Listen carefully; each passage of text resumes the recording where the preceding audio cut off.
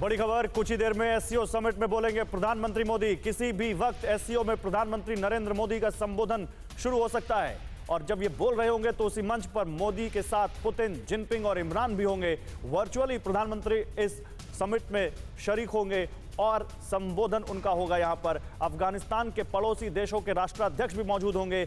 Dushanbe में, Tajikistan की राजधानी दुशांबे में यह समिट चल रही है, जहां पर भारत के विदेश मंत्री एस जयशंकर पहले से मौजूद हैं। उन्होंने वहां पर चीन के विदेश मंत्री से बात की है, कुछ दूसरे देशों के विदेश मंत्रियों से मुलाकात की है, वो भी हम आपको बता रहे हैं। लेकिन अब सबकी नजरें प्रधानमंत्री नरेंद्र मोदी के इस संबोधन पर हैं, जो बस कुछ ही देर में शुरू हो सकता है। प्रधानमंत्री जब बोलेंगे तो अफगानिस्तान को लेकर, पड़ोसी देशों को लेकर, चीन पाकिस्तान की साजिश को लेकर वो कौन सा संदेश देंगे, वो कौन सा संकेत देंगे जिससे दुनिया को पता चले कि अफगानिस्तान को लेकर जो ये एक ऊहापोह की स्थिति बनी है, अनिश्चितता की स्थिति बनी है, इसमें इन देशों का कितना यहाँ पर हिस्सा है और कितनी जिम्मेदारी है। और प्रधानमंत्री जब बोलेंगे तो इस समिट में क्या रीजनल टेररिज्म को लेकर, भारत और आसपास के देशों में जो आतंकवाद का सबसे बड़ा मुद्दा है उसको लेकर क्या वो कुछ बोल सकते हैं, इस पर सबकी निगाहें टिकी हैं। लेकिन इसी बीच जो मैं आपको बता रहा था, एस जयशंकर से जुड़ी हुई बात, एससीओ समिट की शुरुआत से पहले भारत और चीन के विदेश मंत्रियों की मुलाकात हुई है। एससीओ की बैठक से पहले भारत ने चीन को बड़ी नसीहत दी है। भारत को तीसरे देश के चश्मे से ना देखे चीन, ये कहा है विदेश मंत्री एस जयशंकर ने। भारत चीन के बीच डिसएंगेजमेंट पर भी चर्चा हुई है। एलएसी पर लंबे वक्त से तनाव बना हुआ है, हालांकि अब वो तनाव कुछ कम किया गया। अलग अलग जगहों से एलएसी पर चीन के और भारत के सैनिक थोड़ा पीछे आए एलएसी पर, लेकिन चीन ने यह कहा है, चीन को लेकर भारत ने कहा है कि एलएसी पर शांति बहाली विकास के लिए जरूरी है। तो देखिए, एलएसी का मुद्दा छोड़ा नहीं है भारत ने, भारत और चीन को मिसाल पेश करनी होगी, यह कहा है विदेश मंत्री एस जयशंकर ने, और कहा है कि किसी और के चश्मे से ना देखें। राजेंद्र सर, मैं आपके पास आऊंगा। यह बहुत बड़ी बात कह दी विदेश मंत्री ने चीन को कि कम से कम अपनी सोच से और अपने चश्मे से बात करिए, और यहां पर बराबरी की बात करनी पड़ेगी आपको। विदेश मंत्री के इस स्टेटमेंट को आप कैसे देखते हैं? नहीं, ये एक बहुत अच्छा स्टेटमेंट है। रीजन इसका ये है कि पिछले कई सालों से ये चाइना का एफर्ट रहा है कि इंडिया को मार्जिनलाइज करे, थोड़ा डाउन करे।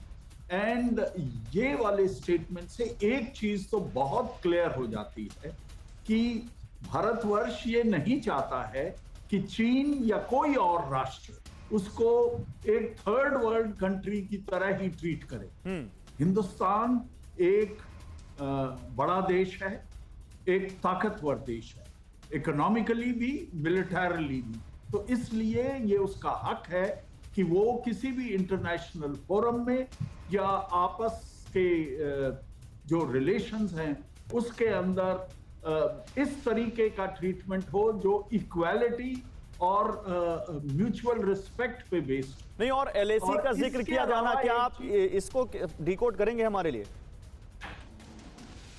जी, मैं समझा नहीं। एलएसी का जिक्र किया जाना इस मीटिंग में, उसको लेकर क्या जो बातें हुई हैं कि डिसएंगेजमेंट हो रही है, लेकिन अभी हम इस पर अभी हम लगातार बात कर रहे हैं। के माहौल में जब भी चाइना के साथ बात होगी तो एलएसी तो सबसे अहम मुद्दा रहेगा, हर वक्त अहम मुद्दा रहेगा। क्योंकि एलएसी में जो घटनाएं हुई हैं पिछले 1.5 साल में, वो ऐसी घटनाएं हैं कि जिससे आपस का जो भी हमारी प्रोग्रेस हुई थी म्यूचुअल रिलेशंस के अंदर, वो बिल्कुल तहस नहस हो गई थी। तो इसलिए एलएसी का आपस के डायलॉग में आना बहुत जरूरी है। लेकिन एक चीज और बताना चाहता हूँ, सिर्फ डायलॉग, सिर्फ डिप्लोमेसी से ही काम नहीं चलेगा।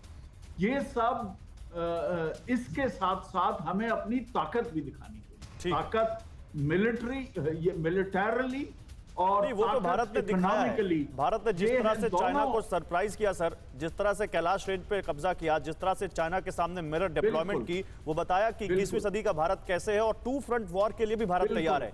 और ये मास्टरपीस स्ट्रेटजी का था कि ऐसी है ना जगह जाकर आप ऑक्यूपाई करें कि जहां से ये चाइना की जो भी पोजीशंस हैं वो टोटली वल्नरेबल। फिक्र आपकी, सोमवार से शुक्रवार रात 9 बजे सिर्फ TV9 भारतवर्ष पर।